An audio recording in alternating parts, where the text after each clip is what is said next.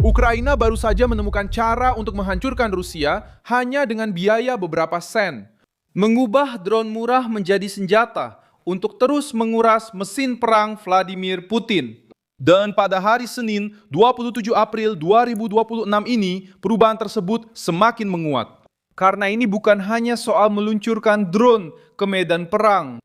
Ini tentang memproduksi sendiri di Ukraina suku cadang, yang sebelumnya sebagian besar berasal dari Tiongkok, mengurangi ketergantungan yang berbahaya dan menghilangkan harapan diam-diam Moskow, yaitu melihat Kiev berhenti karena kekurangan komponen. Saya akan segera menceritakan semuanya kepada Anda, tapi sekarang Anda pasti ingin berlangganan saluran ini agar tetap mendapatkan informasi terbaru.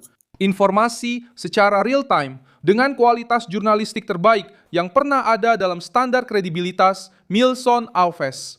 Inti utamanya sederhana. Drone FPV seharga sekitar $500 bisa mengancam peralatan Rusia yang bernilai jutaan. Perbedaan biaya ini telah mengubah logika perang. Rusia mungkin memiliki lebih banyak wilayah, lebih banyak tentara, lebih banyak kendaraan lapis baja, dan lebih banyak pabrik berat. Namun, Ukraina menemukan cara untuk menyerang keunggulan tersebut. Dari segi biaya, kecepatan, dan kemudahan penggantian, medan perang menunjukkan dengan jelas bahwa senjata kecil ketika digunakan secara massal dapat menciptakan masalah besar bagi tentara yang lebih besar. Perubahan ini tidak muncul dari laboratorium yang jauh, melainkan lahir dari tekanan. Sejak 2022, Ukraina harus mengatasi kekurangan amunisi, kekurangan artileri, dan kalah jumlah. Para tentara mulai memodifikasi drone komersial, perusahaan mulai memproduksi model mereka sendiri, dan negara Ukraina mengubah pengalaman ini menjadi kebijakan pertahanan. Pada bulan Maret 2025, Reuters melaporkan bahwa Kiev berencana membeli sekitar 4,5 juta drone FPV pada tahun itu, lebih dari 2 kali lipat dari jumlah sebelumnya. Sebagian besar berasal dari produsen lokal. Disinilah situasinya menjadi pahit bagi Moskwa. Apa yang awalnya dimulai sebagai improvisasi, kini telah menjadi industri. Drone murah yang sebelumnya dianggap sebagai peralatan sekunder, kini mulai menyerang kendaraan, posisi, radar, dan pasukan. Ukraina tidak perlu mengalahkan Rusia dalam skala keseluruhan. Mereka perlu terus memberikan tekanan setiap hari, mengganti kerugian, dan memaksa musuh untuk mengeluarkan biaya jauh lebih besar untuk bertahan daripada yang dikeluarkan Kiev untuk menyerang. Namun, ada kelemahan serius dalam model ini, yaitu ketergantungan pada Tiongkok. Sebagian besar komponen yang digunakan pada drone berasal dari pemasok Tiongkok. Motor, pengendali, kamera, modo radio, baterai, rangka, dan barang-barang sensitif lainnya melewati rantai pasokan yang rentan. CSIS menunjukkan bahwa Tiongkok mendominasi pasar drone komersial berbiaya rendah, dan bahwa pada 1 September 2024, Beijing memberlakukan pembatasan ekspor drone dan komponennya ke Ukraina dan Rusia, termasuk pengendali penerbangan, rangka karbon, motor, modul radio, dan kamera navigasi. Pada praktiknya, pembatasan ini mengenai titik vital pertahanan Ukraina yang bertujuan untuk mencegah penggunaan militer dari peralatan tersebut. Namun, interpretasi di Kiev berbeda. Ukraina terlalu rentan pada rantai pasokan yang dikendalikan oleh kekuatan yang dekat dengan Moskow, yaitu Tiongkok. Sementara Rusia masih menemukan cara untuk menerima teknologi penggunaan ganda dan komponen melalui jalur alternatif. Kiev harus memotong risiko itu sebelum berubah menjadi kehancuran industri. Pada titik inilah, Ukraina mempercepat produksi dalam negeri. Perusahaan-perusahaan lokal mulai memproduksi motor, papan sirkuit, rangka, antena, dan suku cadang drone. Kasus Motor-G menunjukkan pergerakan ini. Menurut informasi yang beredar di berita khusus, perusahaan tersebut beralih dari prototipe ke produksi massal dalam negeri dan mendekati 100.000 motor per bulan. Dan hingga akhir tahun 2021, Ukraina menghabiskan miliaran RM untuk peralatan militer. Ini menunjukkan bahwa Ukraina tidak hanya merakit drone, mereka juga berusaha mengendalikan bagian-bagian paling kritis dari perang itu sendiri. Perusahaan lain yang disebutkan dalam kemajuan ini adalah AS, yang terkait dengan drone FPV yang dikendalikan melalui serat optik. Jenis sistem seperti ini menjadi penting karena membantu mengurangi kerentanan terhadap perang elektronik Rusia. Namun yang paling penting di sini bukanlah darimu saya. ini adalah detail teknis. Intinya adalah bahwa orang Ukraina memahami bahwa setiap komponen yang diproduksi di dalam negeri akan mengurangi kekuatan pemerasan dari luar negeri.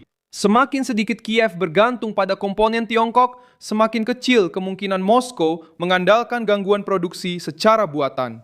Produksi papan sirkuit juga ikut dalam perlombaan ini. Papan-papan ini berfungsi sebagai otak drone, mengendalikan stabilitas, energi, dan komunikasi. Sebelumnya, banyak dari papan-papan itu berasal dari luar negeri. Sekarang, mulai diproduksi di dalam Ukraina. Ini adalah perubahan besar karena menunjukkan pertahanan yang mulai tidak hanya bergantung pada bantuan luar, tetapi juga membangun basis teknologinya sendiri.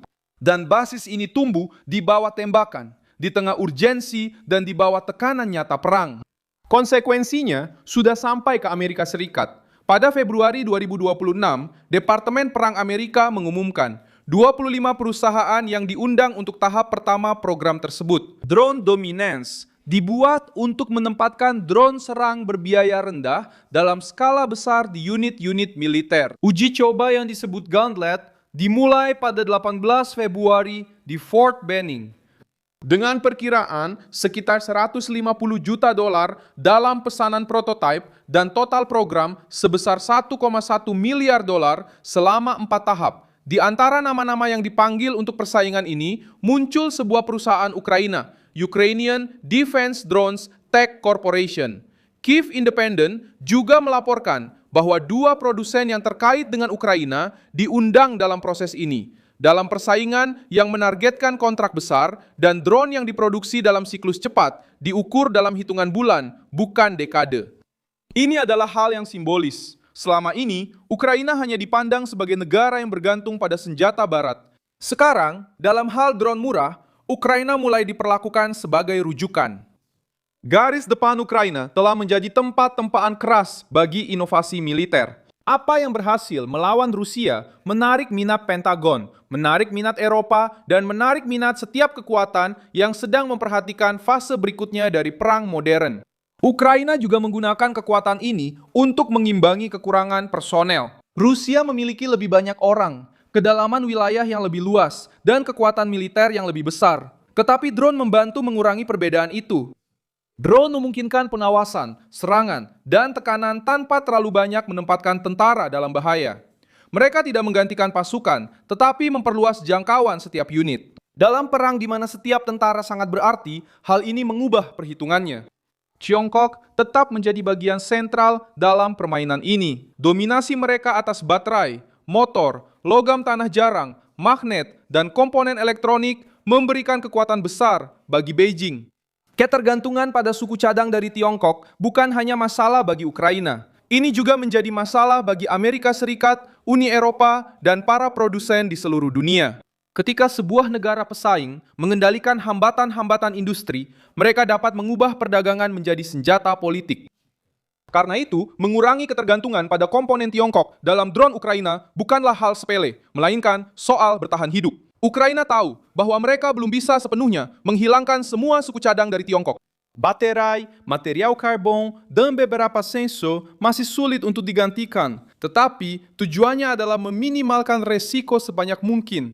Jika sebelumnya drone hampir sepenuhnya bergantung pada Tiongkok, sekarang trennya adalah melakukan lebih banyak proses secara lokal, mendiversifikasi pemasok, dan menjaga produksi tetap berjalan meskipun dalam tekanan. Itulah sebabnya kemajuan drone murah sangat mengusik Moskwa. Putin bisa saja mencoba menghancurkan pabrik-pabrik, menekan mitra, dan meningkatkan produksi sendiri. Namun, dia tidak bisa menghapus pengalaman yang sudah dikumpulkan Ukraina. Dia tidak bisa menghapus apa yang telah dipelajari. Setiap perusahaan yang berkembang, setiap batch yang diproduksi, dan setiap komponen yang diproduksi di dalam negeri menciptakan fondasi yang tidak mudah hilang. Hasilnya adalah jenis tekanan yang baru. Rusia menghadapi tank, artileri, rudal, dan sanksi. Namun, Rusia juga menghadapi sesuatu yang lebih sulit diukur. Industri Ukraina yang terdesentralisasi, murah, dan semakin tidak bergantung. Kerusakan tidak hanya datang dari ledakan di garis depan. Kerusakan juga datang dari perhitungan ekonomi yang menguras mesin Rusia hari demi hari. Pada akhirnya, Ukraina menemukan cara untuk menghadapi Rusia dengan drone berbiaya rendah. lewat pengikisan, skala, dan kecerdasan industri. Ukraina tidak hanya ingin bertahan, tetapi juga ingin mengubah uang receh menjadi tekanan terus-menerus terhadap Kremlin. Jangan lupa like video ini, subscribe ke channel, dan di akhir nanti cek komentar supaya kamu bisa lebih terlibat dengan komunitas Milson Alves.